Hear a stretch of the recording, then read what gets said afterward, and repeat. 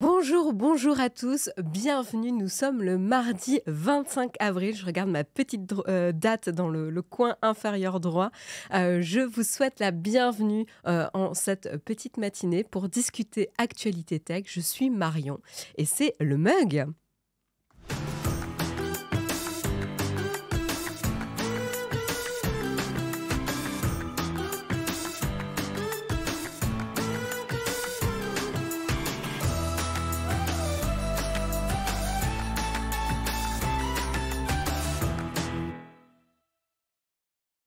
Bonjour, bonjour à tous. Je suis ravie de vous retrouver ce matin. J'espère que vous avez la forme.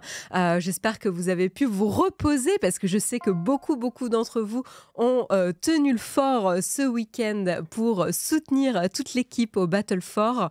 Et vous avez été fidèles. Vous avez répondu présent en nombre et en fidélité. Un grand merci. On en a discuté avec l'équipe et on voulait vraiment prendre le temps de remercier à toutes les personnes qui ont pris le temps de passer leur tête à un moment donné du week-end entre vendredi soir et lundi matin, parce que ça s'est terminé très tôt dans la matinée du lundi matin, qui ont passé leur tête, qui ont veillé à la modération. Évidemment, un énorme merci à la team hôtesse qui a été remarquable ce week-end. C'était un moment fort.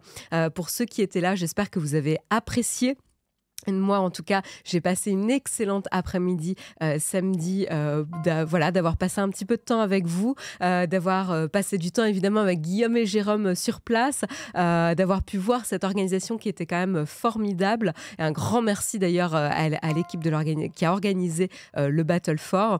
Donc voilà, c'était un chaud au cœur, ça nous a fait chaud au cœur. J'espère que vous, en tout cas, ça vous a diverti. Et encore une fois, un grand merci pour votre générosité, votre présence, votre soutien et votre fidélité. Ça veut dire beaucoup pour nous. Train de la hype. Non mais c'est moi qui vous dis merci.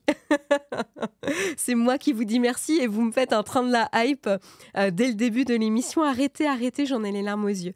Donc un grand merci. Plein de cœur sur vous, la team. Et joli Techni Savoir, chaud au cœur. Joli. Nous sommes inquiets pour la voix de Jérôme. Écoute, la voix de Jérôme se cache actuellement. Elle est aux abonnés absents. Je peux vous dire qu'à l'appartement, c'est plus silencieux. Il chuchote pour essayer d'économiser sa voix et de la retrouver, qu'elle ose refaire surface. Alors, on a récolté combien ? Au total, le Battle for a récolté plus de 400 000 euros. C'est énorme, donc un grand merci. Et rien que avec les soutiens que vous avez montrés à Naotech, on a récolté plus de 8 000 euros, ce qui était un petit peu au-delà de nos espérances, puisqu'on n'avait pas prévu de goal aussi fort.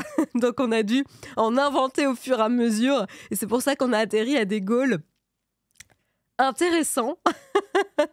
Je pense que l'année promet d'être intéressante avec la réalisation de ces différents objectifs. Je pense que ça va être assez rigolo à suivre. Enfin, le calme à la maison avec la voix de Jérôme. Ouais, c'est pas très cool pour lui quand même, Polaire. Ouais, c'est pas très cool.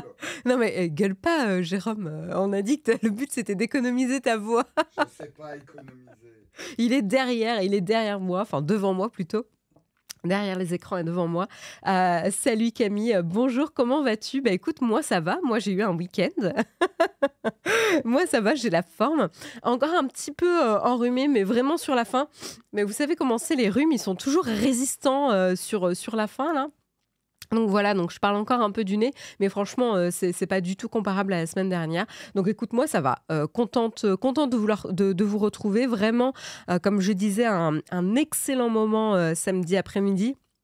Et j'espère qu'on aura l'occasion de refaire ça, parce que c'est vraiment c'est chouette de voir tous ces streamers, c'est chouette de voir tous ces gens se rassembler, surtout quand c'est pour des bonnes causes comme ça.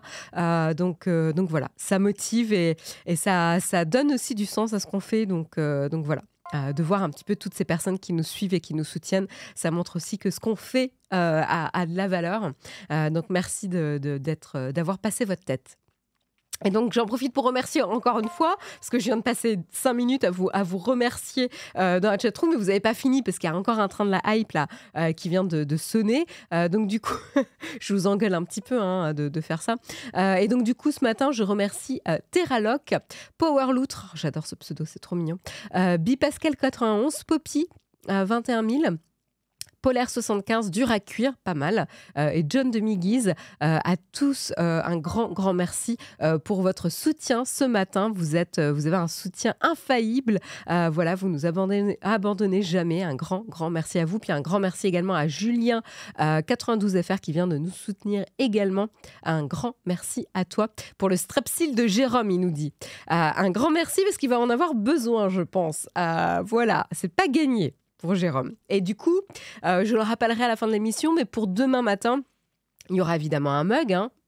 On ne ratera pas le rendez-vous. Mais par contre, c'est pas sûr que ce soit Jérôme. Ça dépendra de est-ce que la voix de Jérôme a refait surface ou pas. Voilà, donc soit en fonction de son état, soit il fera le mug. Enfin, son état, il va bien, il s'est reposé, mais la voix...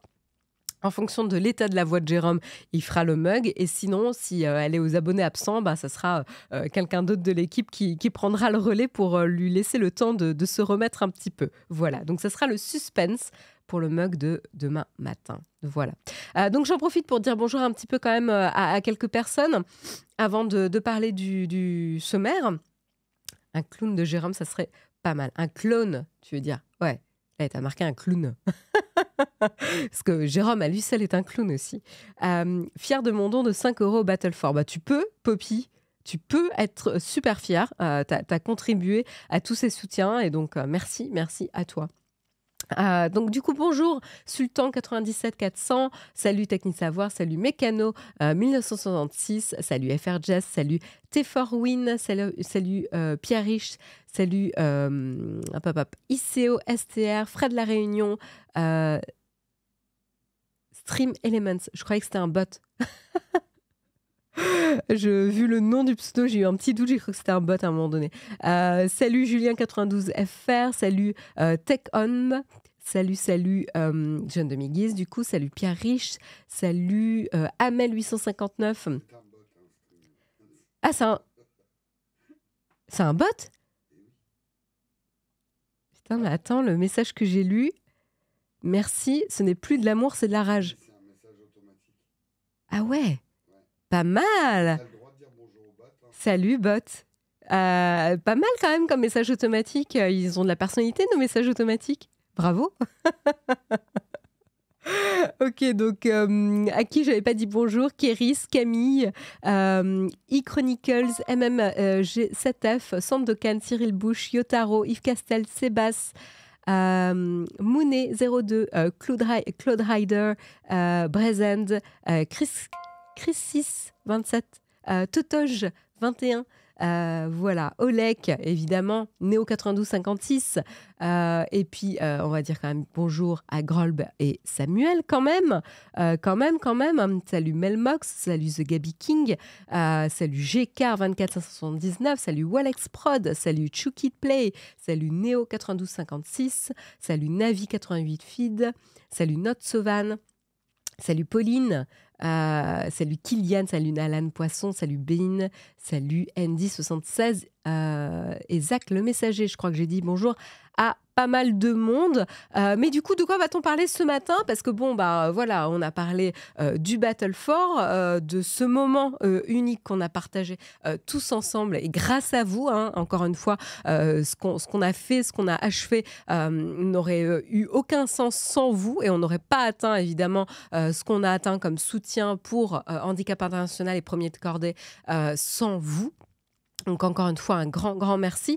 Mais du coup, je vous propose d'enchaîner sur quelles sont les actualités du jour ce matin. On va parler un petit peu sommaire. Donc on va commencer avec les Chromebooks. Les Chromebooks qui sont pointés du doigt par l'ONG Public Interest Research Group qui a publié un petit rapport qui dit les Chromebooks ils sont pas cool parce qu'en fait ils durent pas très longtemps et notamment le système d'exploitation et les mises à jour ne sont pas garantis suffisamment longtemps et donc ils lèvent un petit peu l'alerte et notamment pour les écoles, notamment aux États-Unis, parce que beaucoup d'écoles se sont équipées en Chromebook pour leurs élèves. Et du coup, c'est pointé du doigt comme une solution peu fiable sur le long terme.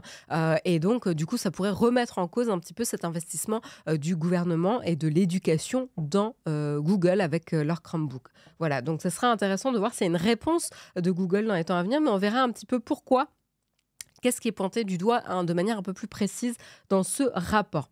Ensuite, on parlera d'un article assez intéressant de Slate qui nous dit le mal des transports risque d'augmenter avec les voitures de demain.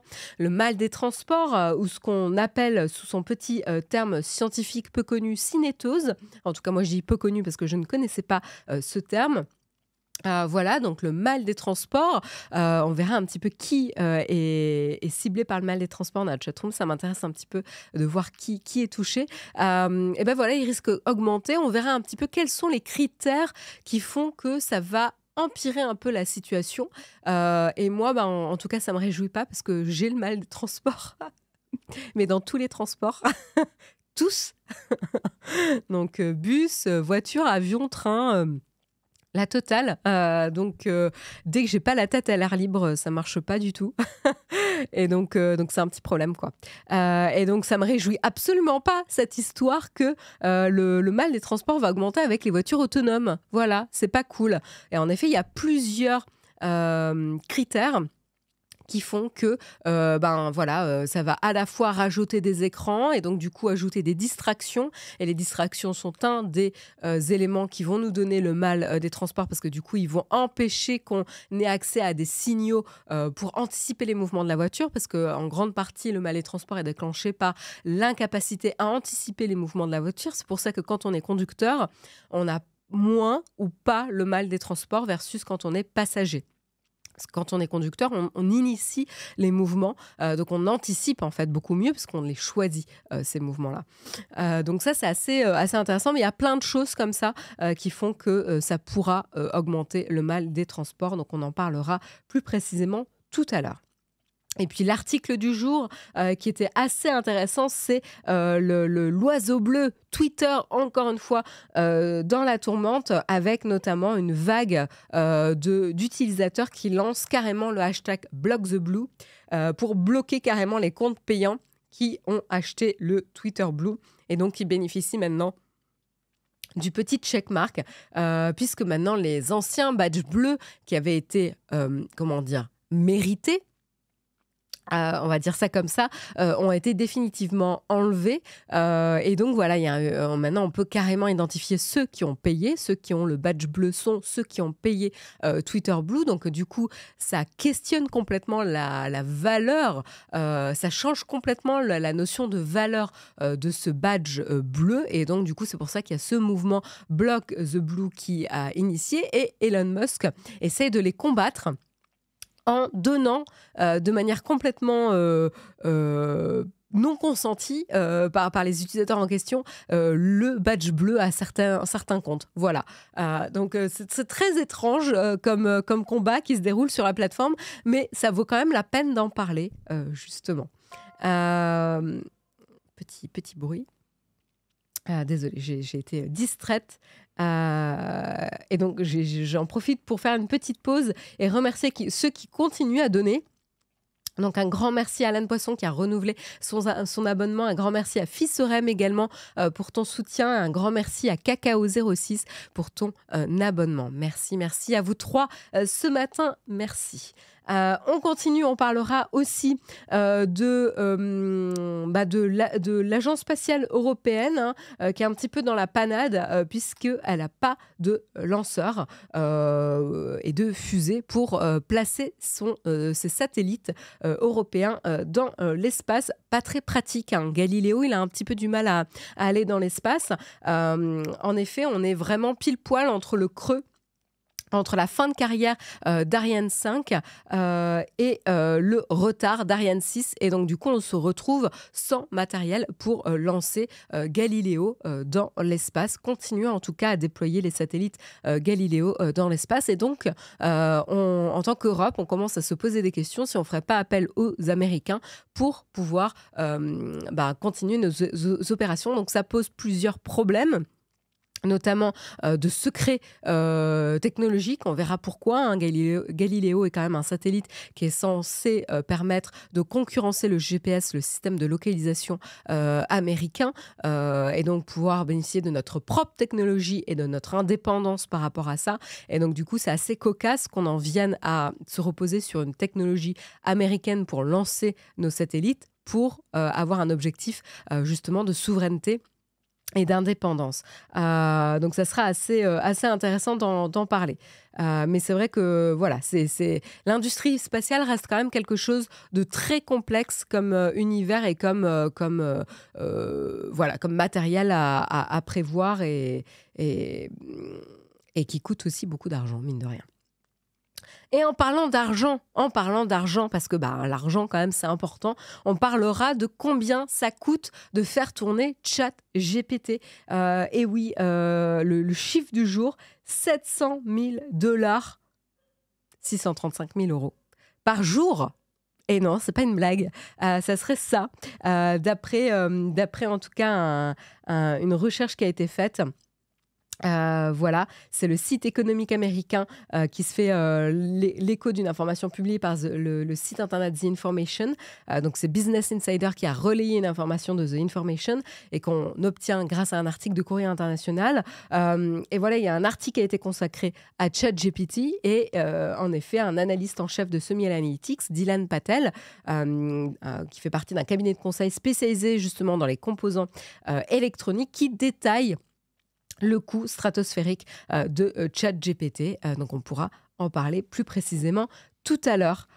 Et puis, on continuera avec l'intelligence artificielle, mais cette fois-ci de manière plus positive ou pas. Ça dépend de son point de vue. En tout cas, Bill Gates, lui, est convaincu de la valeur de l'intelligence artificielle et il dit même que pour lui, ChatGPT pourrait servir de tuteur comme mentor ou coach pour des élèves, et ce qui représenterait une solution beaucoup plus économique pour un nombre important de parents qui n'ont pas forcément les moyens de pouvoir rémunérer une personne pour faire du soutien scolaire à leurs enfants.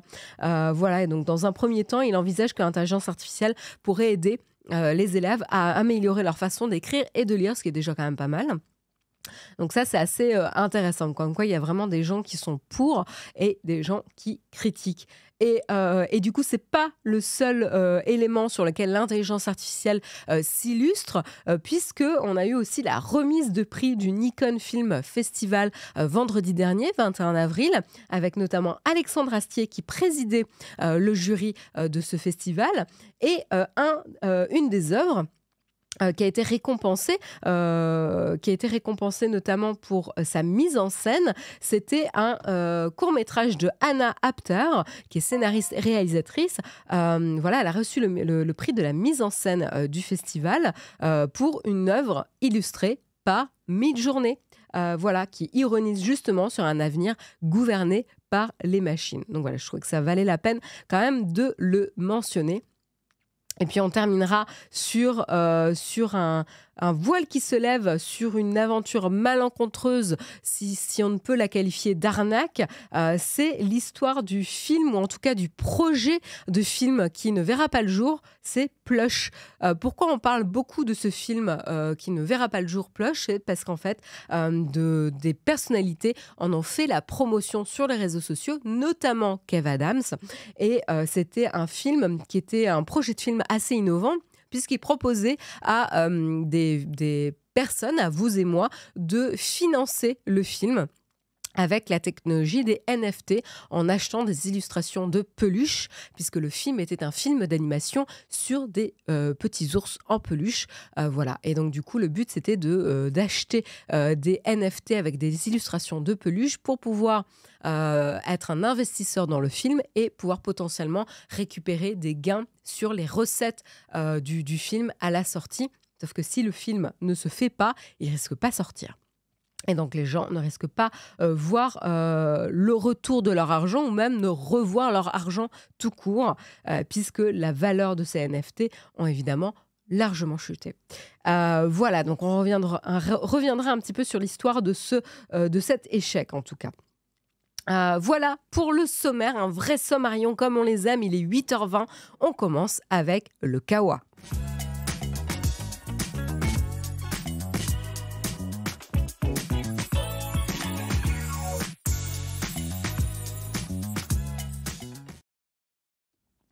On commence avec le premier article ce matin et on va parler de Google et de ses Chromebooks. En effet, comme je vous le disais, l'ONG Public Interest Research Group a publié un rapport qui pointe du doigt les Chromebooks, les ordinateurs qui fonctionnent sous le système d'exploitation Chrome OS de Google, qui a priori ne seraient pas conçus pour durer longtemps.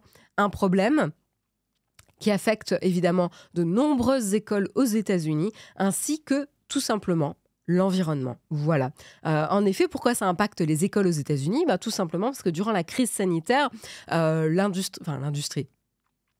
le secteur de l'éducation a fait un recours massif au Chromebook, puisqu'en fait, il fallait à tout prix pouvoir s'équiper pour continuer une éducation à distance, un enseignement à distance. Et donc, du coup, il y a eu beaucoup d'investissements dans cet équipement avec les Chromebooks. Donc voilà, donc il y a eu au dernier trimestre 2020, les expéditions de PC sous Chrome OS ont bondi de, tenez-vous bien, 287% par rapport à la même période en 2019. Donc ça fait bien les petits papiers de Google quand même. Donc voilà, 287% d'expéditions en plus au trimestre 2020 par rapport au dernier trimestre 2020, par rapport au dernier trimestre 2019. Donc beau chiffre en tout cas pour Google. Et c'est vrai que comme on regarde ça comme ça, les Chromebooks ont quand même de nombreux avantages. Ils sont d'abord abordables, ce qui est quand même un critère important, notamment pour le domaine de l'enseignement qui, on le sait, notamment aux États-Unis, mais pas que, ne roule pas sur l'or non plus. Donc ils sont abordables, ils sont également performants, ils bénéficient d'une intégration parfaite avec les produits et services de Google. Et Google s'est quand même bien positionné pour avoir une suite de services qui est adaptée à l'enseignement. Et donc, c'est tout naturellement que ces machines ont séduit de nombreuses écoles et le secteur de l'enseignement de manière plus générale. Mais du coup, l'ONG évoque notamment 3 problèmes. Tout d'abord, les pièces de rechange pour réparer les Chromebooks seraient difficiles à trouver. C'est quand même vraiment ballot, quoi. C'est quand même un vrai problème. Deuxième point, certains choix de conception des fabricants frustreraient les réparateurs et rendraient la réparation plus compliquée. Et puis, dernier élément qui fâche beaucoup, Google a mis en place carrément des dates d'expiration sur ses Chromebook. En effet, après expiration de cette date, un appareil ne recevra plus les mises à jour automatiques de Google. Et donc, chaque Chromebook a une date précise après laquelle il ne reçoit plus ces mises à jour. Ces dates, certes, sont connues à l'avance puisqu'elles sont indiquées sur le site, carrément, le site internet de Google. Mais du coup, qu'est-ce qui se passe ? Les écoles américaines n'ont pas forcément fait le calcul de cette date d'expiration et qu'est-ce que concrètement ça représentait comme impact pour eux, entre le coût que ça représente à l'achat et finalement combien de temps après ils vont devoir renouveler leur parc d'ordinateurs. Et donc, ils commencent à voir leur ordinateur portable tomber en panne, créant des tas de déchets électroniques et accablant du coup les écoles de coûts supplémentaires. Le rapport cite également un exemple d'une école qui devra remplacer 9483 Chromebooks à l'été 2026 à cause justement de ces dates d'expiration. Donc ça représente une facture quand même de plusieurs millions de dollars. Rien que ça. Et donc, du coup, c'est ce qu'ils nous disent ici, l'ONG. Ils citent carrément, si vous avez acheté un ordinateur portable il y a 20 ans, il est probablement venu avec Windows XP à l'époque. Microsoft a pris en charge XP jusqu'en 2014. C'est énorme. Et 12 ans après la sortie du système d'exploitation. Donc, lorsque le support a pris fin, de nombreux utilisateurs ont quand même pu mettre à niveau leur appareil vers les nouveaux systèmes d'exploitation Microsoft Windows 7, 8 ou 10. Donc, ils n'étaient pas non plus laissés complètement à l'abandon, même après l'arrêt du support de Windows XP à l'époque. Et ça, c'est vraiment un vrai atout ici. Les Chromebooks ici sont une autre histoire. Ces appareils sont donc livrés avec une date d'expiration intégrée dès le début, ce qui limite la durée de vie. Et donc du coup, qu'est-ce que l'ONG demande finalement à Google ? Tout simplement, Google, il souhaiterait qu'il repousse la date d'expiration de ces Chromebooks afin qu'ils soient utilisés de manière plus longue. Et il donne un exemple. Si Google venait à doubler la durée de support, la durée de vie des Chromebooks, ça permettrait aux contribuables américains d'économiser jusqu'à 1,8 milliard de dollars. Rien que ça. Ce qui est quand même vraiment important pour juste les écoles primaires aux États-Unis. Donc, juste en doublant la durée de vie des Chromebooks utilisés dans les écoles primaires aux États-Unis, ça permettrait d'économiser 1,8 milliard de dollars aux contribuables. Donc ça, c'est quand même important.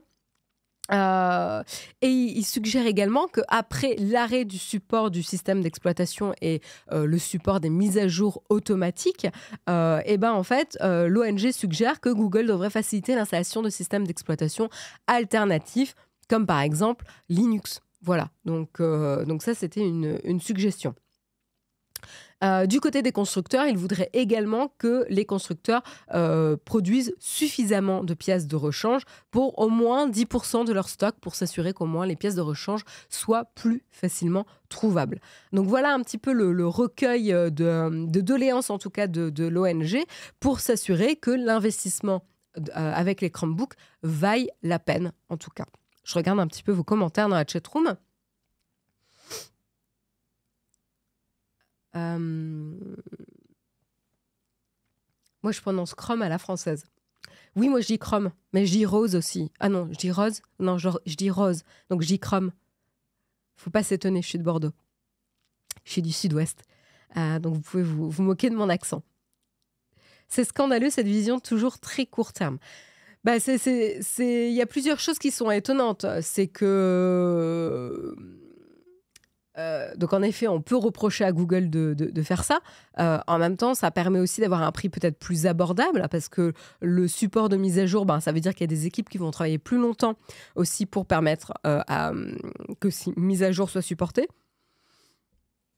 Donc voilà, ça veut dire des gens qui travaillent plus longtemps, donc un prix plus cher potentiellement, donc ça les rendrait moins abordables. Et puis l'autre élément, c'est quand même assez étonnant que finalement, les écoles, quand elles ont fait le choix de s'équiper, n'aient pas pris ce critère en compte, sachant que c'était une donnée disponible.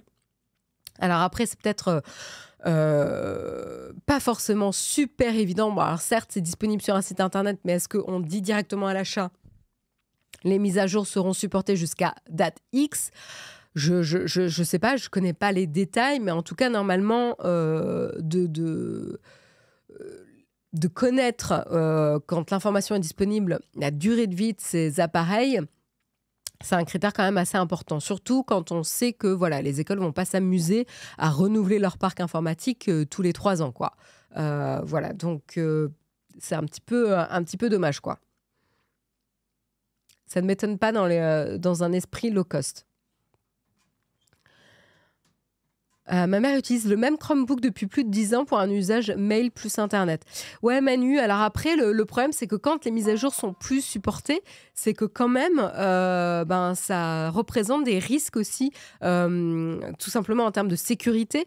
Donc voilà, il y a plein de petites choses comme ça qui font que c'est quand même pas recommandé d'avoir un appareil qui ne se met plus à jour, qui ne supporte plus les mises à jour.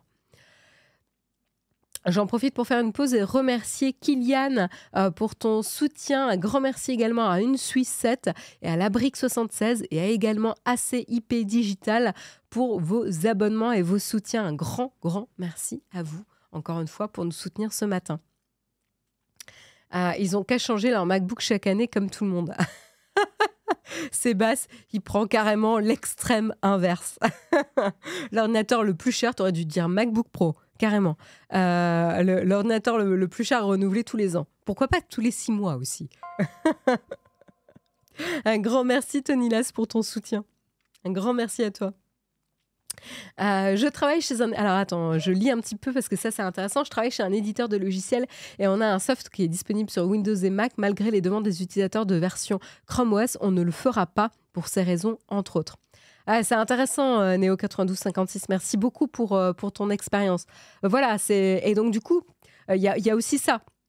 C'est que si on sait que les mises à jour ne seront pas maintenues, bah, ça va aussi démotiver les éditeurs de logiciels de prévoir aussi les softs, de développer les softs, de les maintenir également. Donc ça, c'est assez intéressant comme perspective aussi. Donc voilà. Donc à penser, hein, quand vous prévoyez l'achat d'un ordinateur, si vous avez cette information, ça doit prendre en compte, rentrer en compte en tout cas dans votre décision d'achat, combien de temps il va pouvoir durer, est-ce que les mises à jour vont être supportées ou pas. Question bête, mais effectivement, pourquoi pas mettre tout sur Linux? J'utilise pas Linux, mais si on éduque les élèves dessus pour qu'ils aient cet outil pour le gratuit. eChronicles, a priori, la critique, c'est que c'est pas facile de pouvoir changer le système d'exploitation d'un Chromebook. Donc c'est pour ça qu'il demande à Google de faciliter la transition, une fois que les mises à jour ne sont plus supportées sur les Chromebooks, de faciliter la transition vers un système d'exploitation alternatif. C'est une de leurs demandes. Et a priori, aujourd'hui, c'est pas accessible. Voilà, Linux, c'est quand même, il faut s'y connaître, il faut bidouiller, comme dit Manu 03550. Il faut quand même bidouiller, switcher, etc. Ça se fait, mais c'est peut-être pas à la portée de tout le monde. Là, on parle quand même de l'enseignement. Voilà. Donc voilà, en tout cas, pour les Chromebooks qui sont pointés du doigt. Je vous propose de continuer avec le mal des transports qui risque d'augmenter avec justement les voitures autonomes et les voitures de demain. Donc ça, c'est assez intéressant. Donc on parle des voitures autonomes, mais pas que, les voitures électriques aussi en font partie. Donc juste avant, je veux quand même en profiter pour faire un petit sondage dans la chatroom pour savoir qui a le mal des transports. Donc laissez-moi le temps d'écrire mon petit sondage. Vous savez que c'est toujours une aventure avec moi. Hop, avez-vous le mal des transports? Hop, voilà, ça devrait être facile à faire.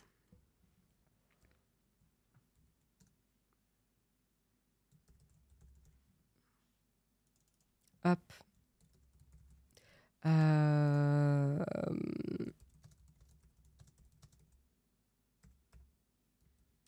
Excusez-moi, parce que je change toujours le temps que je me mette d'accord sur ce que je vais écrire.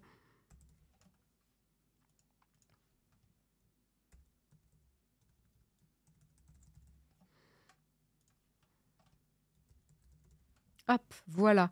Et on va mettre 3 minutes parce qu'on a le temps, parce que moi je vais faire l'article en attendant. Hop, voilà, petit sondage lancé. Je vais profiter pour voter. Hop, parce que moi c'est souvent, tout simplement. Et donc du coup, qu'est-ce qui se passe ? Voilà, donc on connaît le mal des transports, hein, c'est pas quelque chose, enfin on en a souvent entendu parler, c'est ce qu'on appelle la cinétose en nom scientifique. On estime quand même pas moins que 25 à 30% de la population y est régulièrement sujette, et un chiffre d'ailleurs qui pourrait être largement sous-évalué, tant ce phénomène n'est pas vraiment très bien compris aujourd'hui. Alors, c'est plusieurs symptômes qui peuvent donner lieu au mal des transports, nausées, sueur, pâleur, hypothermie, maux de tête, vomissements, mais aussi ça peut prendre en compte la somnolence, l'apathie ou la diminution des capacités cognitives. On a l'air particulièrement con quand on est victime du mal des transports. Je pourrais demander à Jérôme si c'est le cas, mais je sais que je suis peu fonctionnelle. En ce qui me concerne, en tout cas, d'expérience personnelle, moi, je suis très peu fonctionnelle lorsque je suis dans les transports. Par exemple, lorsque je suis dans le métro, je ne peux pas tenir une conversation de manière très, très soutenue. Et surtout, il va falloir que je sois dans le sens de la marche. Alors ça, c'est après, il y a peut-être des effets qui accentuent ou qui sont peut-être de l'effet psychologique, mais en tout cas, c'est plus facile si je suis dans le sens de la marche et je vais avoir du mal à me tourner vers la personne et la regarder quand elle parle pour tenir une conversation. Va falloir que je reste dans l'axe et donc des fois, je suis obligée d'arrêter de parler ou de tenir une conversation parce que je me sens pas bien, quoi. Tout simplement, j'essaie de garder ce que j'ai mangé à l'intérieur. Et donc, du coup, 60 à 70% des voyageurs expérimenteraient ce mal des transports ou cinétose au moins une fois dans leur vie. C'est quand même assez important comme chiffre.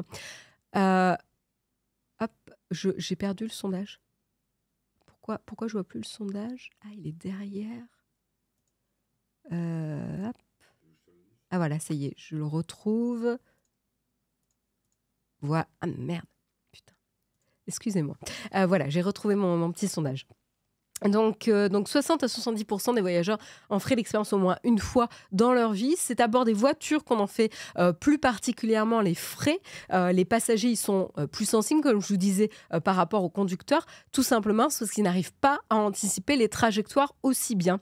Il y a des conflits entre les informations apportées par nos différents sens qui perturbent notre équilibre et les difficultés à ajuster notre posture pour nous y adapter selon les deux principales théories pour l'expliquer de manière générale. Donc en effet, il y a à la fois le fait qu'on n'arrive pas à anticiper les mouvements, et normalement on est maître de nos mouvements, donc on peut anticiper naturellement, c'est quelque chose qui se passe naturellement. Et puis il faut savoir aussi que toute la journée, voilà, on ajuste notre corps, on est tout le temps un peu en mouvement, que ce soit lorsqu'on est assis, lorsqu'on marche, voilà, on bouge tout le temps un petit peu, on ajuste nos positions.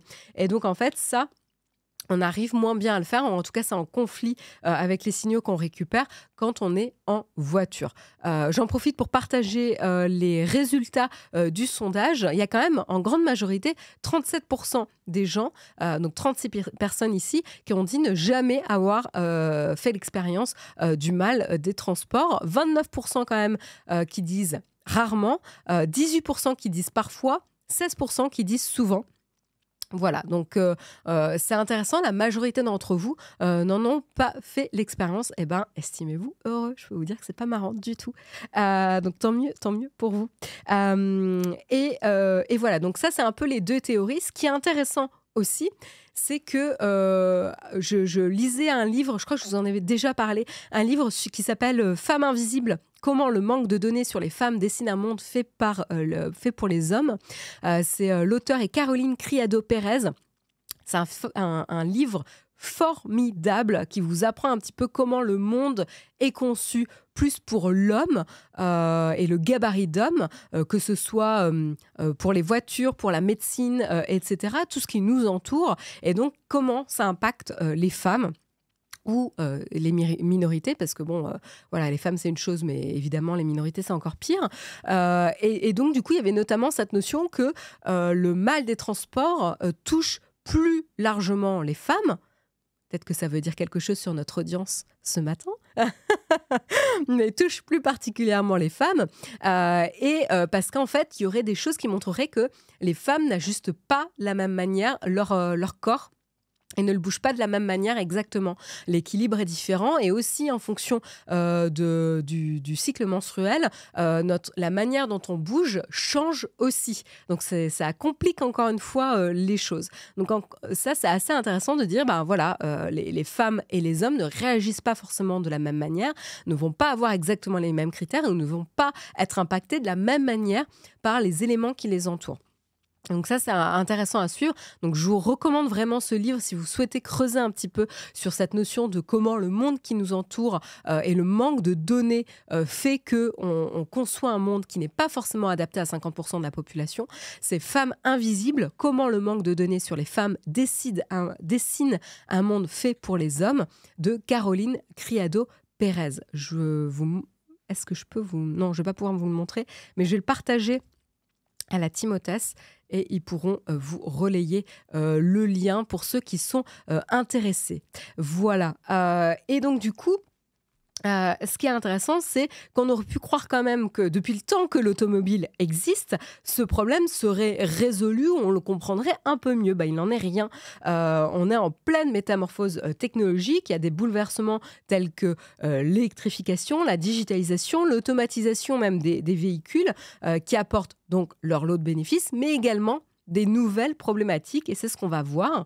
En effet, ça va accentuer ce mal de transport à cause de plusieurs éléments, notamment un moteur électrique est plus linéaire et silencieux qu'un moteur thermique. Et donc, du coup, ça veut dire que les personnes qui utilisaient notamment l'accélération des bruits, les bruits qui sont liés à l'accélération du régime du moteur, vont plus pouvoir se servir de ce signal parce que le moteur est plus silencieux. Donc ça, c'est encore une perte de repère.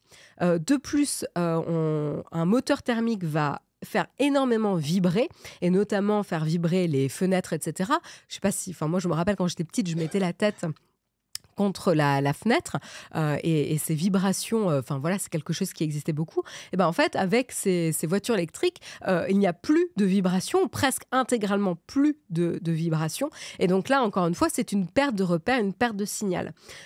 Autre élément qui peut accentuer cet effet de mal de transport, c'est le freinage régénératif qui permet de récupérer l'autonomie électrique lors des décélérations.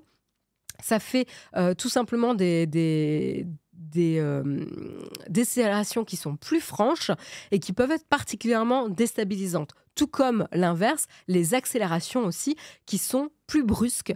Et donc du coup, tout ça donne une conduite peut-être plus saccadée et qui est du coup mal vécue. C'est la conduite de la gerbe, moi je l'appelle. C'est-à-dire les conduites un peu sportives, c'est les conduites qui te font gerber. Voilà. Donc c'est quand même pas une bonne nouvelle, pour moi en tout cas. Et pour les 30 personnes, un peu plus de 35 personnes à peu près qui sont impactées par le mal des transports dans la chatroom. Autre avancée technologique, c'est l'augmentation de la présence des écrans dans les habitacles, tout simplement parce que, encore une fois, on l'a vu, pour pouvoir anticiper les mouvements de la voiture, on va être à l'affût de signaux. Or, les écrans représentent une distraction quand on voyage. Et donc, du coup, ça veut dire qu'on occulte les signaux qui nous permettraient d'atténuer le mal des transports. Et donc, plus il y a d'écrans, plus ce sera difficile de faire attention à ces signaux. Voilà, et plus la distraction sera grande. Voilà, donc ça va encore une fois accentuer le conflit entre les informations visuelles et inertielles sur le mouvement. Et c'est d'ailleurs pour ça qu'on déconseille de se concentrer sur un livre ou un écran lors d'un trajet mouvementé. Encore une fois, encore un élément qui va accentuer. Donc là, on parlait de véhicules électriques, mais il y a également l'automatisation des véhicules, où on va de plus en plus vers des véhicules automatiques qui vont se conduire tout seuls, etc., même si on n'y est pas tout à fait encore. Mais ce qui veut dire, c'est que la tâche même de conduire va disparaître. Et donc, potentiellement, des personnes qui étaient tout le temps conducteurs vont se retrouver en passagers et vont potentiellement s'apercevoir qu'ils sont eux aussi victimes du mal des transports. Donc ça, c'est aussi assez intéressant comme notion. Et donc, du coup, les habitacles, encore une fois, sur ces véhicules automatiques et autonomes, vont potentiellement changer pour virer d'un habitacle qui permet d'optimiser pour la conduite vers un habitacle qui optimise pour le divertissement lors d'un transport. Et donc, du coup, va encore une fois atténuer les signaux d'anticipation de mouvement. Et donc, potentiellement, vers des fenêtres qui vont complètement s'occulter, des écrans qui sont omniprésents, etc., etc. Donc ça, c'est assez intéressant, encore une fois. Un autre élément intéressant, c'est qu'en cas de personne qui est victime de mal de transport, aujourd'hui, il y a toujours le conducteur qui peut quand même adapter un petit peu sa conduite pour y aller un peu plus doucement et être un peu plus fluide. Or, avec des véhicules autonomes, eh ben, a priori, le style de conduite, eh ben, il sera voiture autonome, quoi. Donc, il sera peut-être moins flexible, moins naturel qu'un conducteur humain. Ça, c'est une hypothèse. Et donc, potentiellement, ça viendrait à accentuer, encore une fois, les symptômes. Et donc, du coup, c'est pour ça, et ça, c'est peut-être la bonne nouvelle quand même qu'il faut retenir de l'article, c'est que depuis plusieurs années maintenant, il y a un intérêt quand même croissant des constructeurs et des équipementiers automobiles pour ce phénomène de mal des transports et de cinétose, afin de mieux le comprendre pour tout simplement réduire efficacement ses effets. Non pas pour des raisons d'intérêt public et pour votre bien-être à vous, hein, mais plutôt indirectement, parce qu'en fait, tout simplement, si plus de personnes ont le mal de transport, hein, plus de personnes vont rechigner à prendre les transports. Moi, par exemple, c'est une des raisons pour lesquelles je ne prends pas le métro. Enfin, j'ai la chance de pouvoir me permettre de ne pas prendre le métro pour aller au bureau. Parce qu'en gros, le métro me fait faire 30 minutes de métro. Et à pied, c'est 40 minutes de marche. Et donc, en fait, entre passer 30 minutes à avoir envie de gerber et 40 minutes de marche, eh ben, autant vous dire que je préfère marcher 10 minutes de plus à l'air libre. Et donc, du coup, voilà. Après, moi, c'est le gain ici entre les transports et la marche, finalement, est faible. Voilà. Donc, c'est pour ça que je peux me permettre de faire ça. Mais en effet, les gens vont potentiellement chercher des moyens de transport alternatifs pour limiter ce mal des transports. Et donc, du coup, les constructeurs ont tout intérêt à essayer de mieux comprendre ce phénomène et à en réduire les effets. Donc, aujourd'hui, ils ne sont toujours pas élucidés. Et là, on parlait notamment des véhicules électriques autonomes, mais c'est la même chose pour la VR, la réalité virtuelle et les casques de réalité virtuelle, où il y a cette espèce de déséquilibre, de problème d'équilibre, de mal, de nausée, etc., où c'est intéressant de essayer d'y comprendre et potentiellement de s'intéresser à ce que la perception est exactement la même pour une femme et un homme, à n'importe quel moment du mois, par exemple. Voilà.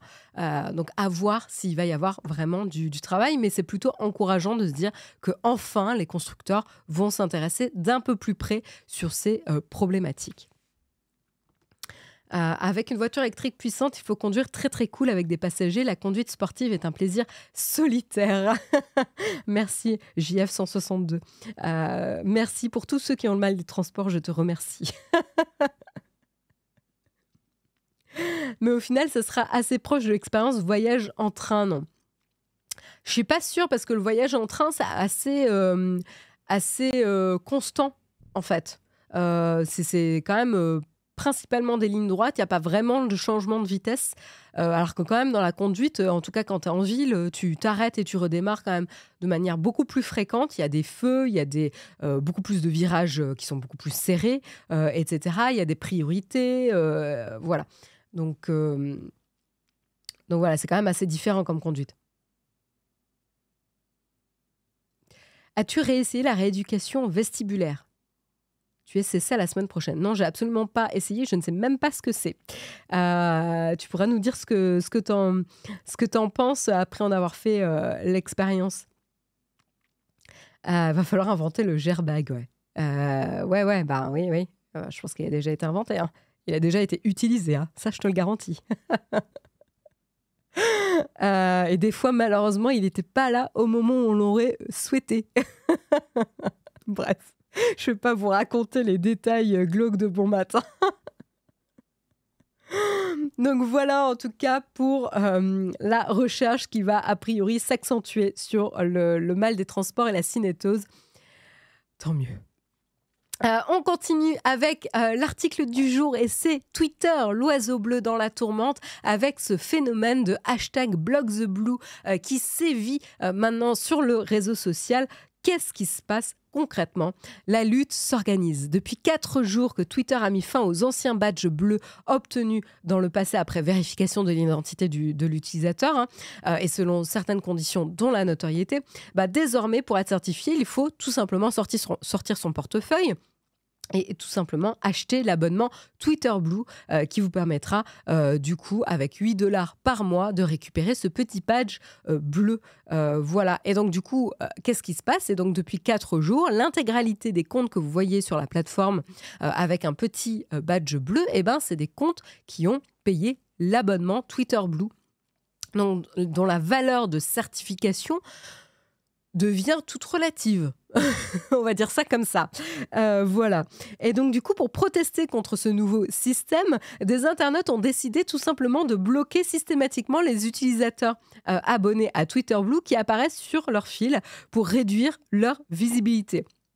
Ce qui est quand même assez cocasse, puisqu'en fait, une des promesses de Twitter Blue, tout simplement, et de pourquoi les gens allaient payer 8 $ par mois, c'est pour voir justement leur profil, certes affublé de ce petit badge bleu, mais également pour avoir une visibilité accrue, moins de publicité et des privilèges techniques. Et donc, du coup, si en fait, il y a carrément une campagne qui se met à les bloquer, ça fait quand même assez l'effet inverse, quoi.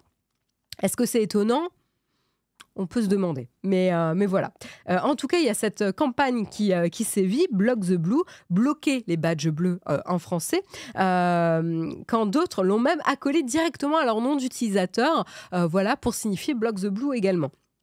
Et donc, du coup, il y a Alejandra Caraballo, l'une des premières à s'être lancée justement dans cette croisade, qui est enseignante à la Cyberlaw Clinic de Harvard, qui justement déplore en fait la mise en avant des comptes payants. Elle a indiqué même avoir bloqué 200 000 comptes Twitter Blue, près de 200 000 comptes Twitter Blue. Ben, dis donc, c'est du temps passé sur la plateforme à bloquer les comptes. Et elle nous dit justement, cela rend vraiment le site inutilisable, puisque n'importe quel troll peut être vérifié et s'assurer que le pire contenu soit priorisé.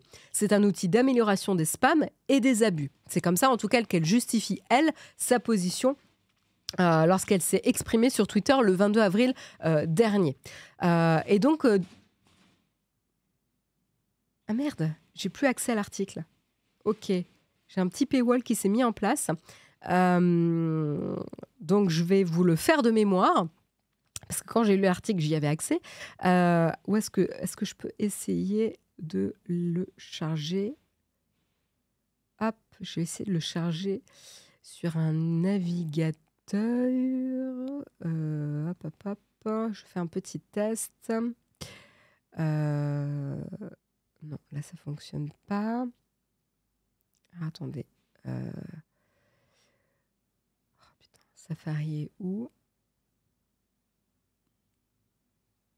Sinon, c'est pas grave, je vais essayer de le faire de mémoire. Non,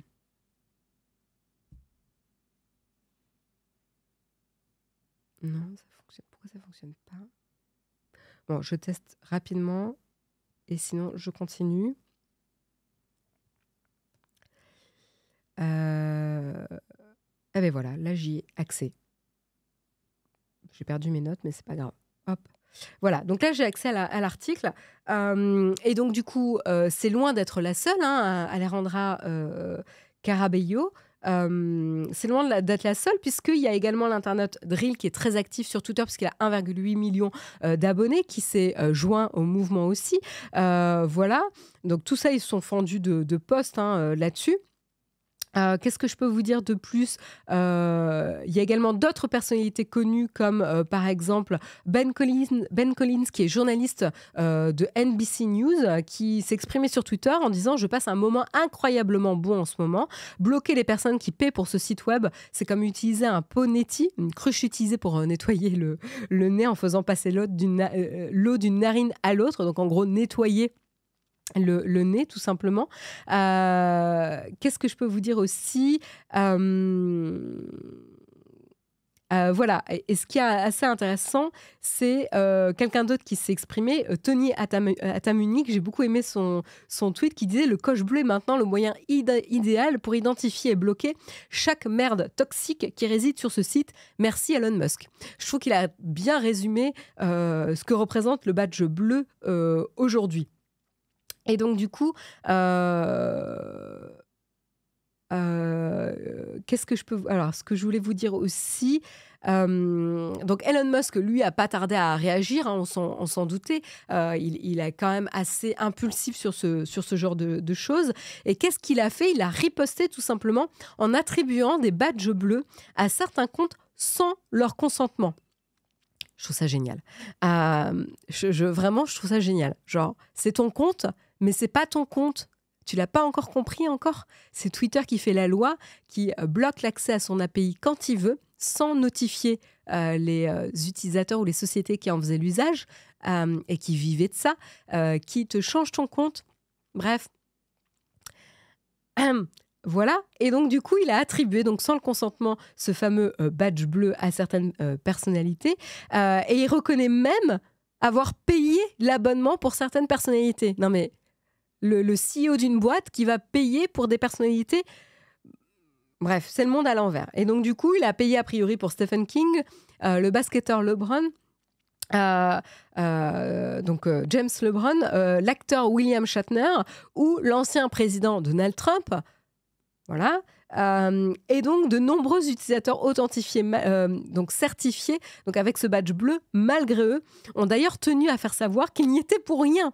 Donc, je veux dire, maintenant, il y a une réputation associée à ce badge bleu qui est juste... voilà, pas apprécié du tout. Donc là, vous avez des exemples, notamment Lil Nas. Oh my soul, I didn't pay for Twitter Blue. You will feel my wrath, Tesla man.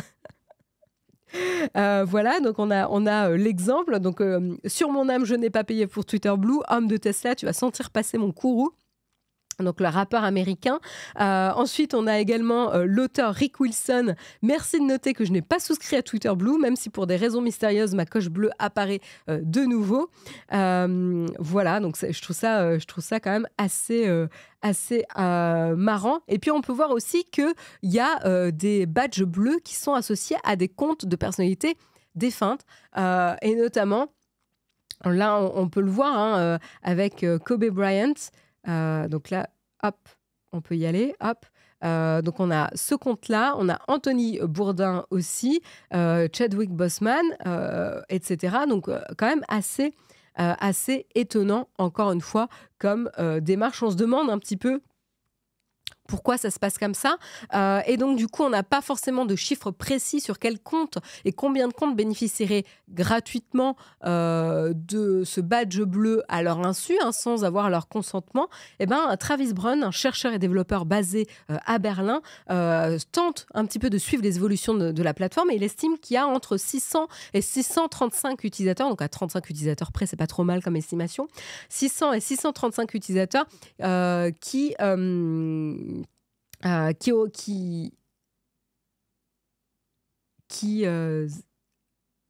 auraient eu du coup accès, c'est ça, excusez-moi, j'ai eu un petit problème avec la formulation, qui auraient eu accès à ce badge bleu sans leur consentement. Voilà.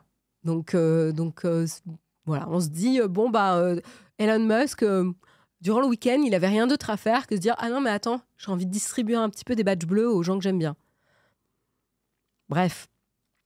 Voilà où on en est. Ça sera peut-être pas terminé, mais pour l'instant, on en est là sur l'affaire Twitter et petit badge bleu.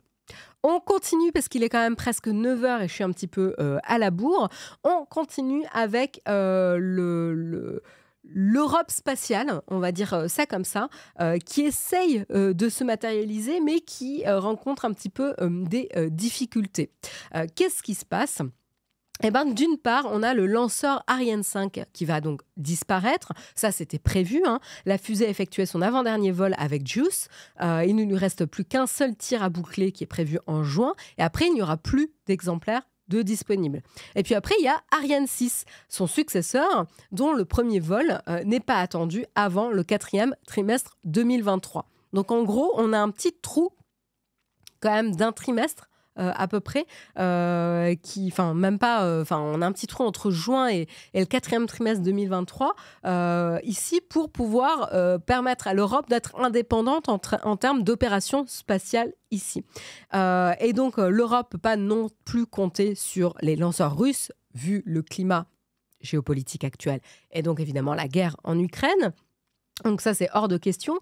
Et donc, du coup, l'Union européenne irait se tourner vers un prestataire américain ici pour pouvoir envoyer ces satellites Galileo pour un nombre de tirs encore aujourd'hui indéterminé. Alors, Galileo, c'est quoi? C'est le nom donné à une constellation satellitaire qui permet à l'Union européenne de fournir un service de géolocalisation mondiale qui viendrait concurrencer le GPS, GPS qui est américain. Qui appartient aux États-Unis. Et donc, le but, c'est d'être vraiment autonome en termes de technologie et de géolocalisation mondiale par rapport à cette technologie américaine. Et donc, du coup, pour pouvoir lancer ces satellites Galileo, il y a deux options possibles aujourd'hui. Il y a notamment la United Launch Alliance, qui est la co-entreprise entre Lockheed Martin et Boeing. Elle a deux lanceurs au catalogue, la Delta 4 et l'Atlas 5. Et sinon, l'autre alternative, c'est, vous la connaissez, SpaceX, qui a deux modèles également de fusées, le Falcon 9 et le Falcon Heavy. Voilà. Et donc, l'appel à l'un ou l'autre, évidemment, pas un super bon symbole pour une Europe qui se souhaite et se pense autonome dans l'espace. Et c'est quand même doublement regrettable, comme je disais en introduction de l'émission, puisque non seulement il faut recourir à un partenaire américain, mais en plus, il faut lui demander de l'aide sur ce programme spécifique Galileo qui illustre et qui a normalement pour but de viser à l'autonomie vraiment de l'Europe en termes de géolocalisation mondiale. Donc c'est là ce qu'on dit un petit peu ballot. Donc aujourd'hui, tous les autres exemplaires de Galileo ont été lancés depuis le centre spatial guyanais près de Kourou. Or, il y a quand même des enjeux de sécurité et de confidentialité avec Galileo, puisque c'est une technologie en compétition avec le GPS. Outre ses services commerciaux pour le grand public, la constellation fournit aussi des fonctionnalités plus sensibles pour les autorités. Et donc, du coup, compte tenu de ce volet plus critique, il y a les décollages de Galileo qui ne peuvent pas se faire n'importe où. C'est pour cela qu'il y a notamment un feu vert des États membres qui est recherché et qu'un accord avec les États-Unis devra être obtenu pour assurer la sécurité, l'intégrité et la confidentialité des engins qui seraient tirés depuis le sol américain, si cela aboutit. Donc à voir, c'est en cours de discussion pour l'instant, c'est pas encore validé, mais c'est en cours de discussion sur ce projet de faire appel à un partenaire américain pour continuer le lancement et le déploiement des satellites Galileo. MMG7F nous dit en fait le problème est que les derniers satellites Galileo à lancer devaient être lancés par Soyouz en Guyane. Le problème est que depuis l'invasion de l'Ukraine, toutes les opérations avec les Russes ont été annulées. Oui, tout à fait, c'est ce que je disais tout à l'heure. On ne peut pas vraiment avoir recours à l'option russe actuellement. En effet.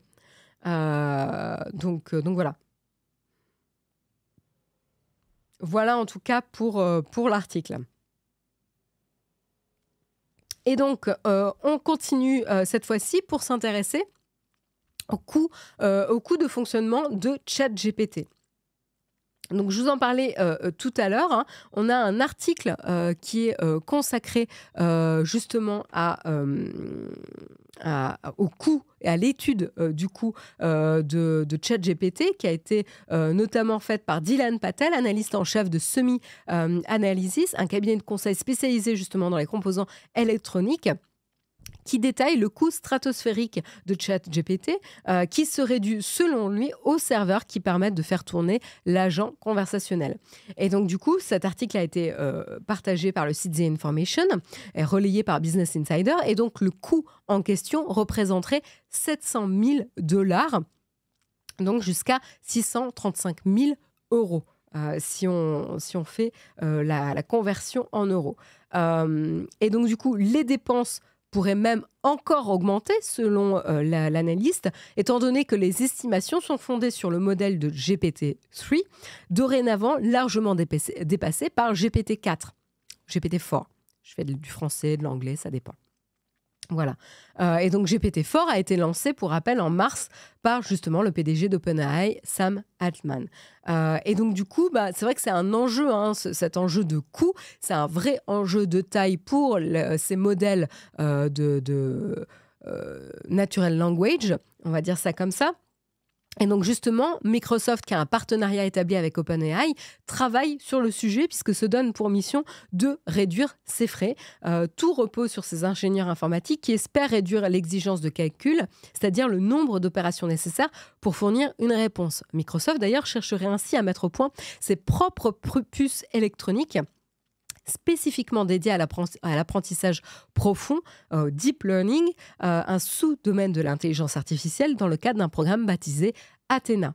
Donc ça, c'est un programme qui a démarré en 2019, alors que plusieurs années auparavant, Microsoft avait passé un contrat de 1 milliard de dollars avec OpenAI, en vertu duquel ces modèles de langage devaient tourner exclusivement sur les serveurs Azure de Microsoft. Donc voilà, donc c'est pas étonnant que Microsoft ici travaille dur à optimiser les coûts pour la puissance de calcul de cette intelligence artificielle. Donc ça sera intéressant à suivre, mais en tout cas, voilà, clairement aujourd'hui, c'est quand même un coût non négligeable. Là, en plus, on parle que du coût de fonctionnement, on parle pas du coût de développement. Et ouais, c'est deux choses distinctes, quoi. Donc déjà, c'était quand même, à mon avis, pas un coût anecdotique en termes de conception, mais alors maintenant, en coût de fonctionnement, ça sera important de voir si on ne peut pas ramener ça vers quelque chose d'un peu plus raisonnable. Voilà. Et donc, du coup, on continue avec Microsoft, mais cette fois-ci avec Bill Gates. Bill Gates qui s'exprime justement sur l'intelligence artificielle et il continue notamment de mettre en avant.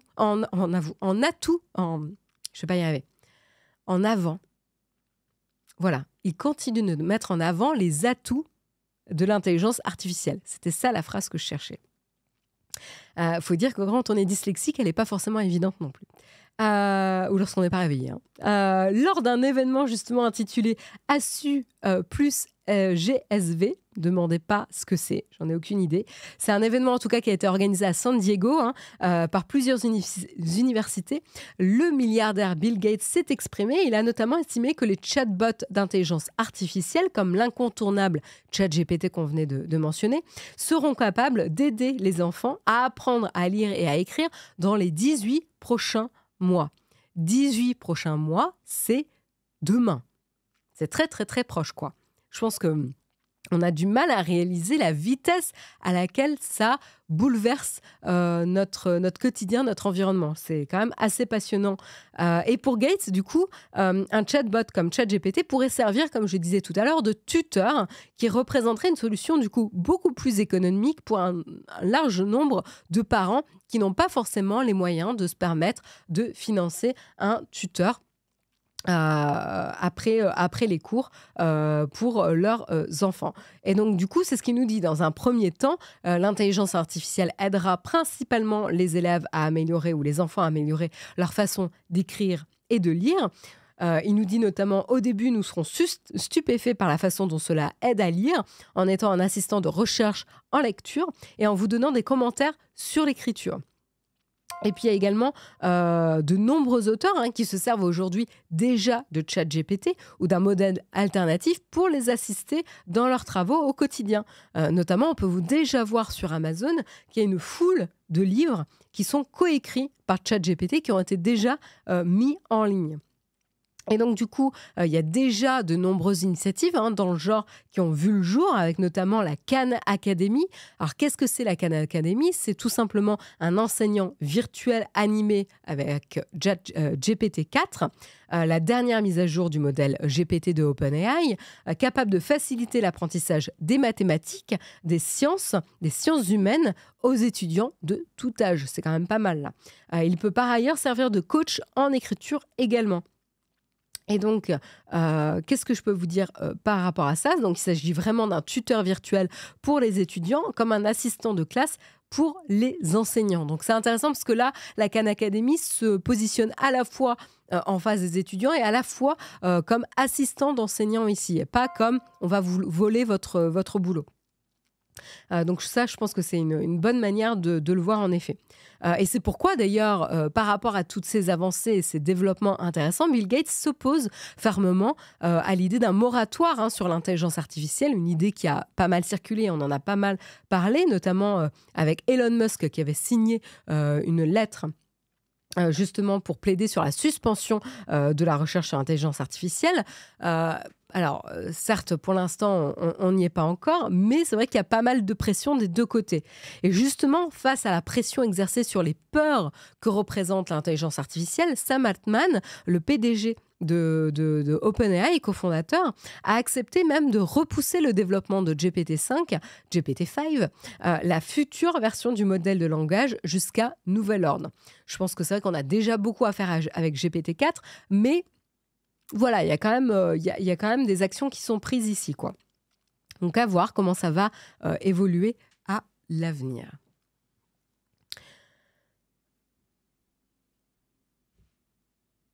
Je regarde un petit peu vos commentaires dans la chat room. Alors, hier soir, j'ai partagé sur le Discord un article sur Alexandre Astier qui s'aide d'une IA pour faire son film.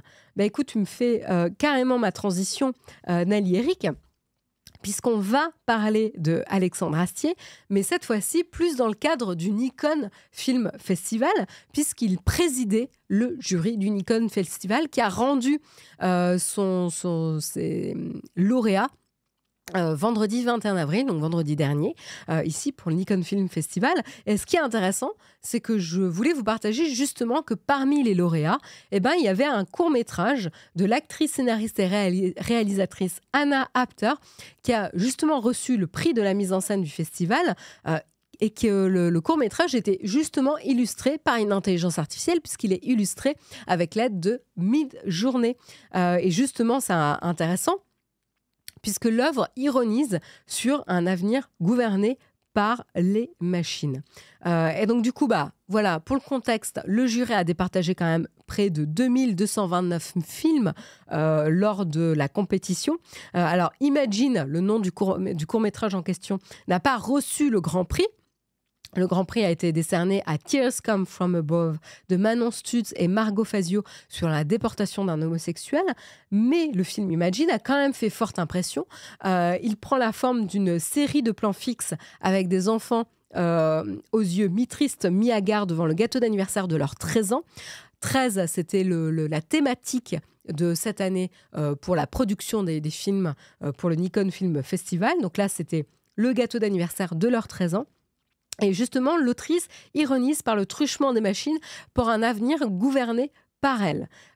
Et notamment, on peut entendre une voix off qui dit « Il se dit que le bonheur n'est réel que s'il est partagé. Partager tout, n'importe quoi, tant qu'il y a de la matière, il y a du contenu. Et quand il n'y aura plus de matière, il en fera du contenu. » C'est vrai que le monologue et la voix off sur le court-métrage est assez intéressant.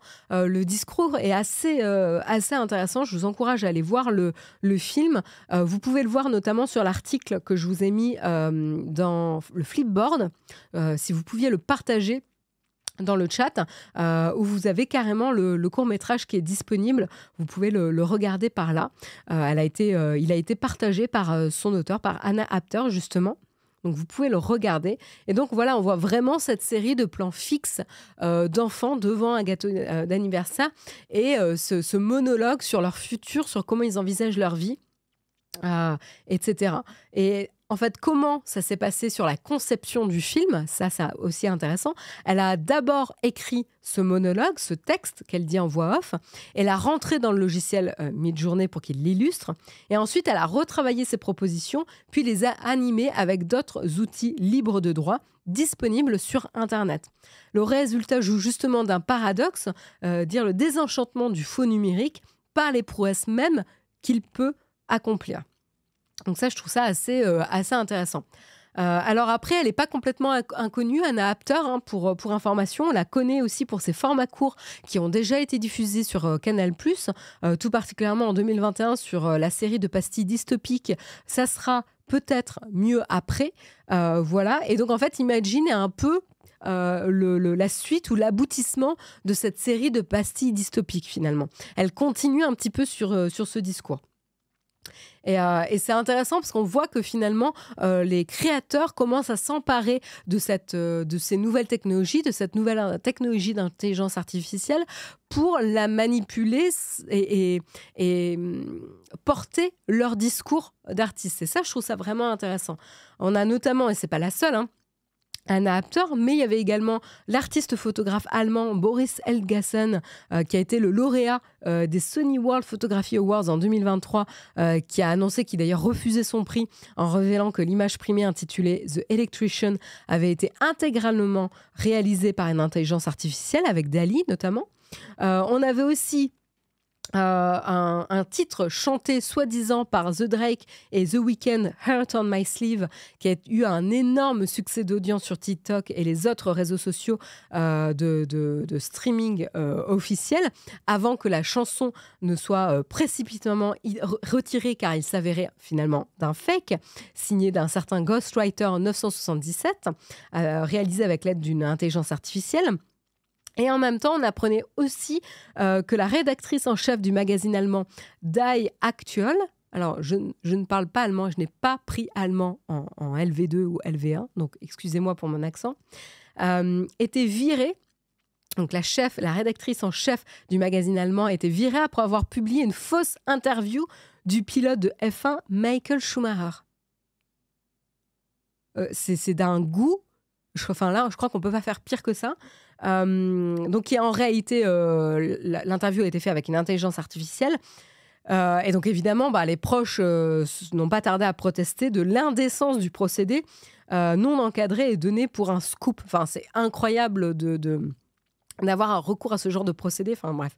Mais du coup, voilà, il y a à la fois, d'un côté, de la créativité permise par ces outils et qui vont justement porter un discours critique sur l'évolution de la technologie et notre rapport à la technologie et l'impact sur notre société, notre futur.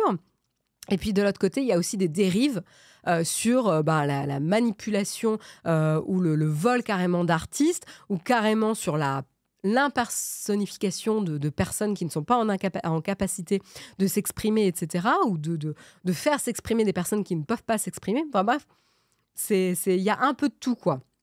Voilà, la famille souhaite garder l'état de santé de la star de la F1 privée, et c'est leur droit. Bref, c'est une décision personnelle qui ne les regarde que. Voilà.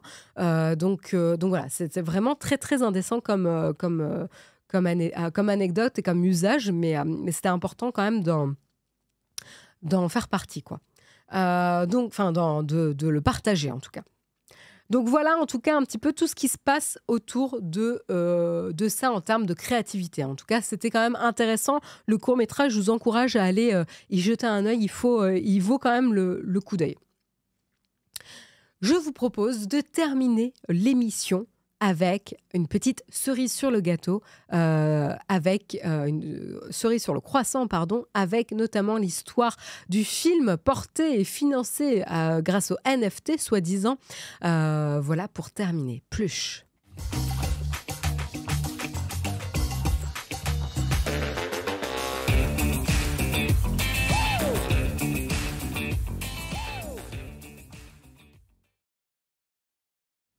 Et voilà, on termine l'émission avec cette anecdote où malheureusement l'histoire d'un fail, d'un échec ou d'une arnaque, je pense qu'on va y regarder de plus près dans les jours, semaines, mois à venir pour voir un petit peu les responsables de ce qui a pu bien se passer sur cette aventure Pluche ou cet échec.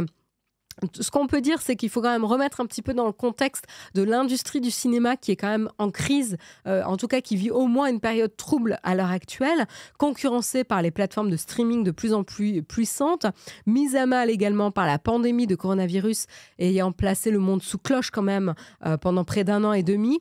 L'industrie du cinéma peine à se relever et cherche des moyens pour se remettre peut-être un petit peu dans le droit chemin ou refaire un petit peu parler d'elle. Et donc, c'est vrai que en 2020 ou en tout cas 2021, etc., c'était encore l'ère des NFT qui pullulaient sur Internet. Même en 2022, on en parlait encore. Et donc, du coup, très logiquement, ça a fait irruption dans le monde du cinéma. Fin 2021, on avait le producteur Neil Jules qui a annoncé vouloir s'associer à Martin Scorsese pour réaliser le premier film produit à l'aide de NFT ou de jetons non fongibles. Quentin Tarantino avait lui aussi tenté de vendre des extraits inédits de Pulp Fiction sous la même forme. tranquille, le mec, il veut se faire du blé, ce qui lui avait valu une plainte en justice du studio Miramax. Est-ce que c'était évident? Pourquoi pas, hein, chacun son avis, bref. Mais ce ne sont pas les seuls, c'est-à-dire à s'emparer du phénomène NFT pour pouvoir créer de l'engouement et le buzz autour d'une nouvelle production cinématographique. Eh ben, le 14 avril 2022, c'est le projet Plush qui fait parler de lui, qui a annoncé au grand public avec la promesse de devenir le premier film d'animation entièrement financé par une collection de NFT. Et donc là, il y a a priori de nombreuses personnalités françaises qui feraient partie du cast, c'est-à-dire ils vont donner leur voix à des stars du film ou des personnages du film qui vont prendre la forme d'oursons en peluche, puisque c'est le thème du film d'animation. Et donc parmi ces personnalités françaises, on a Éric Judor, Camille Lelouch, Gérard Darmon, Audrey Lamy, Gims ou encore Ryan Bensetti. Mais on a également Kev Adams qui va notamment faire la promotion du projet. C'est souvent le cas quand on intervient dans une production cinématographique, il y a aussi un contrat de promotion du film, etc. Et donc, du coup, qu'est-ce qui s'est passé? Il s'est affiché en live sur Instagram, Kev Adams, aux côtés d'un mystérieux individu portant justement un costume d'ours en peluche pour faire le personnage du film. Et là, Kev Adams annonce que les acheteurs de ces NFT seront coproducteurs du film et disposeront de privilèges et d'un intéressement sur les recettes au box-office. Donc ça, c'est vraiment... entre guillemets, ça peut attirer pas mal de personnes. Il y a un intéressement sur les recettes. Et l'objectif, du coup, est de réunir un imposant budget de 60 millions d'euros, ce qui correspond quand même à la vente de 50 000 petits oursons virtuels. Donc, ils sont virtuels puisque ce sont des NFT. Et ce sont des images de ces oursons qui coûtent, du coup, faites le calcul, 1 250 € pièce. Voilà. Donc, notons que ces NFT ne peuvent s'acquérir et se revendre qu'au travers d'Ethereum, deuxième crypto-monnaie mondiale. Donc, on aurait pu se dire, bon, Ethereum, c'est peut-être assez sécurisant puisque c'est une des plus grosses crypto-monnaies reconnues aujourd'hui.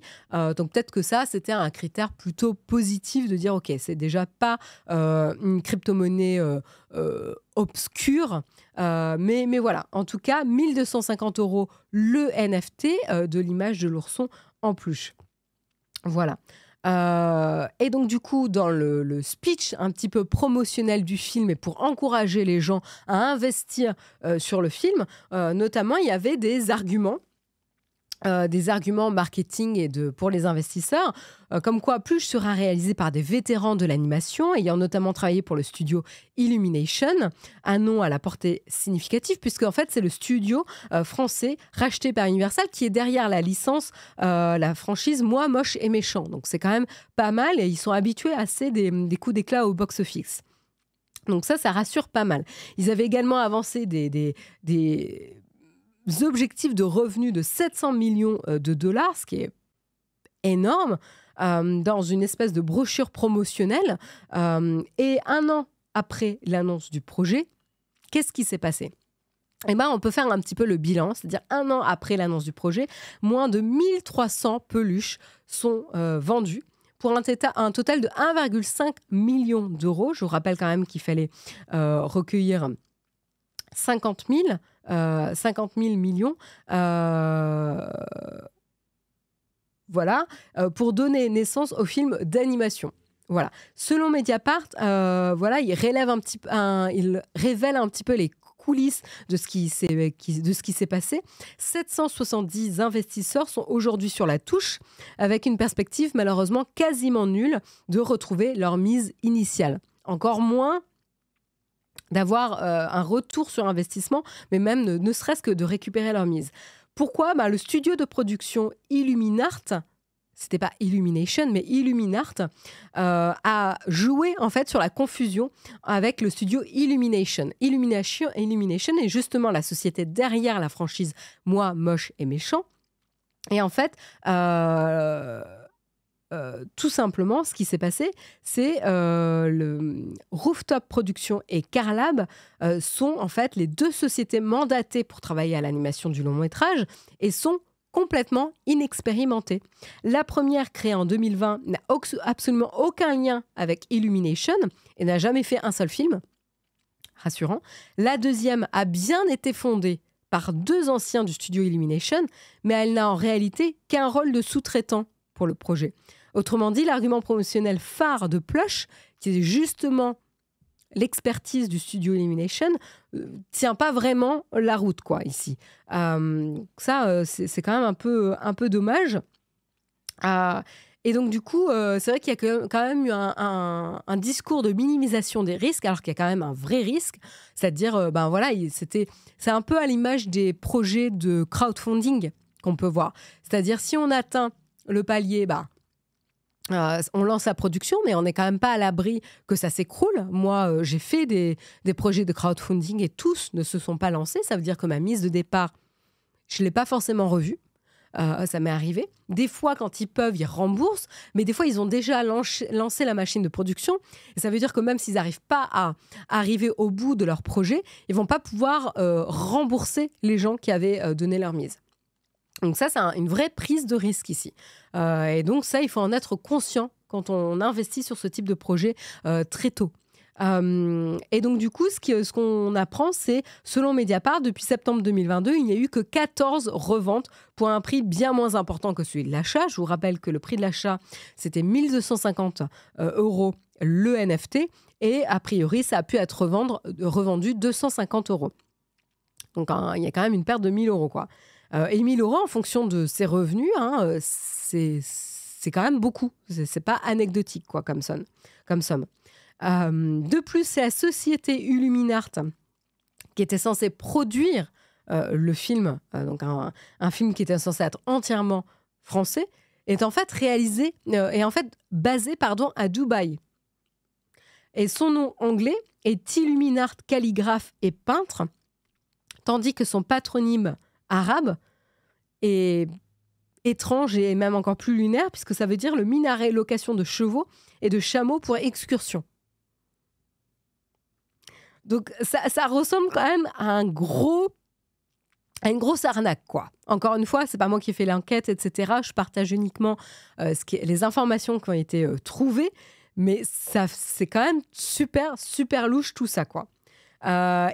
Du coup, Mediapart a mené un petit peu l'enquête aussi. L'homme qui était dans le costume d'ours, qui accompagnait justement l'opération de communication de Kev Adams, est un milliardaire du nom de Fabien Treff, qui est en fait plus connu pour ses frasques au poker que pour ses talents de producteur. Le mystérieux homme d'affaires est notamment ciblé par un signalement de TracFin, ou TracFin, je ne sais pas comment prononcer. C'est un service de renseignement français luttant contre le blanchiment d'argent et la fraude fiscale. Ça sent bon tout ça. Et il est sujet à une enquête préliminaire du parquet de Toulon en 2016. Alors après, est-ce qu'il a été condamné ou pas? A priori, il n'a pas été condamné, mais bon. Et l'apparence des petits oursons de Plush est d'ailleurs directement inspirée du logo d'un club de poker où il avait pour habitude de se rendre. Encore une fois, ça sent très bon tout ça. Bref, donc pour l'instant, on n'en est vraiment qu'au début de l'affaire. On ne peut pas tirer de conclusion ou juger sur les réseaux sociaux la responsabilité d'un tel ou d'un autre.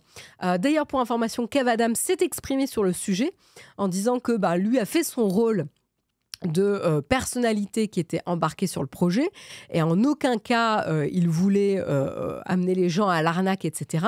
Sauf qu'en fait, mine de rien, il a engagé sa responsabilité de personnalité publique ici, en faisant la promotion d'un projet. Et donc peut-être que c'était le cadre légal de comment faire la promotion d'un projet où il y a un risque de perte en investissement, où là, c'était pas assez cadré. Donc voilà, mais il a quand même engagé sa responsabilité de personnalité publique, quoi. Voilà. Mais bon, bref, c'est vrai que c'est la personnalité qu'on entend beaucoup et qu'on lit beaucoup là sur ce projet-là. Mais voilà, c'est pas le seul embarqué dans l'affaire. Et sur ce sujet. Mais en tout cas, ce qui est certain, au-delà de dire qui est responsable, qui pointait du doigt, etc., et on n'est pas là pour faire un jugement ici ou de place publique, mais plutôt ça soulève en tout cas des interrogations sur justement la place des NFT et des crypto-monnaies dans le financement de projets comme ça, d'investissement. avec notamment être clair et transparent sur ce risque de perte d'investissement, et notamment sur le rôle pris par ces célébrités, ces personnalités publiques qui acceptent de promouvoir ce type de projet, et quelles sont les règles à respecter quand on fait la promotion de ce type de projet. Et je pense que voilà, on revient un petit peu sur l'encadrement des influenceurs. C'est ce que tu dis, Flonflon. On revient un petit peu sur l'encadrement des influenceurs, sur la promotion de ce type d'opération. Voilà, on en avait parlé avec notamment le gouvernement français qui planchait un petit peu sur le sujet. Ben voilà, là, on est en plein dedans. Donc voilà, faites attention voilà, sur ce genre de projet où il n'y a pas de garantie de retour sur investissement ou de récupération de mise. Attention. Olek, le troll, mais je suis obligée de le dire. Il y avait un indice quand même, un film impliquant Kev Adams, c'est de base un NFT. Notre film tout pourri. Un peu tiré par les cheveux, l'acronyme, mais pas mal. Belle tentative quand même, belle tentative. Le seul bon placement, c'est Naotech. Ah ça, je suis bien d'accord.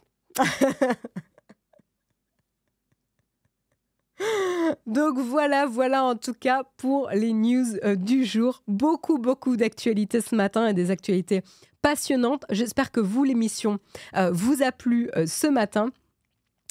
J'en profite pour remercier les personnes que je n'ai pas encore remerciées qui nous ont soutenus ce matin, notamment Blackbird Studio, Tobalitos Twitch, Guillaume Brogui, Vegan FR. Un grand merci à tous. Et j'en profite également pour remercier un don sur Patreon de Christophe Deveau. Un grand merci à vous tous pour vos soutiens. Ça fait chaud au cœur. Ça nous permet de continuer et de pouvoir vous produire du contenu de qualité pour vous grâce à votre soutien.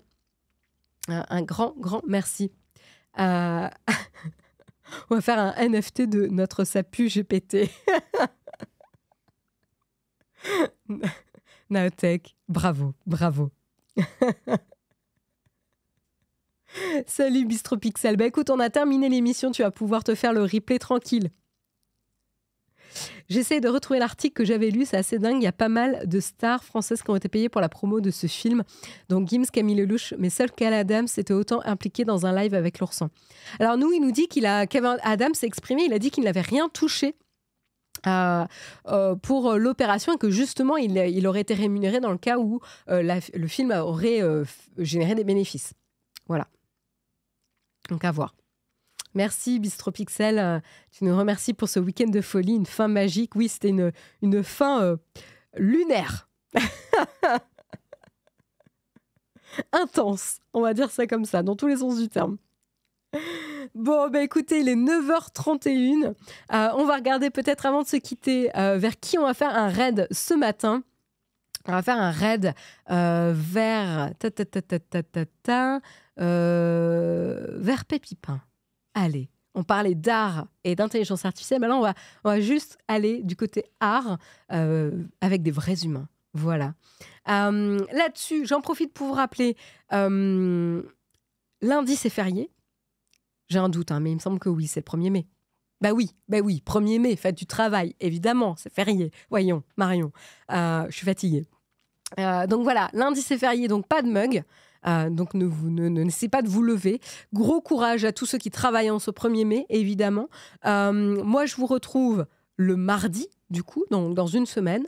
Voilà, je serai au rendez-vous, comme d'habitude. Et demain, petit rappel, en fonction de si la voix de Jérôme refait surface ou pas, vous aurez Jérôme ou quelqu'un d'autre de l'équipe. Voilà. Donc ça dépendra un petit peu de la voix de Jérôme. Croisez les doigts. En tout cas, merci à tous de m'avoir suivi ce matin. C'était un plaisir de vous retrouver. Je vous souhaite une excellente journée et je vous retrouve la semaine prochaine. Très bonne journée, très bonne semaine à tous. Bye bye.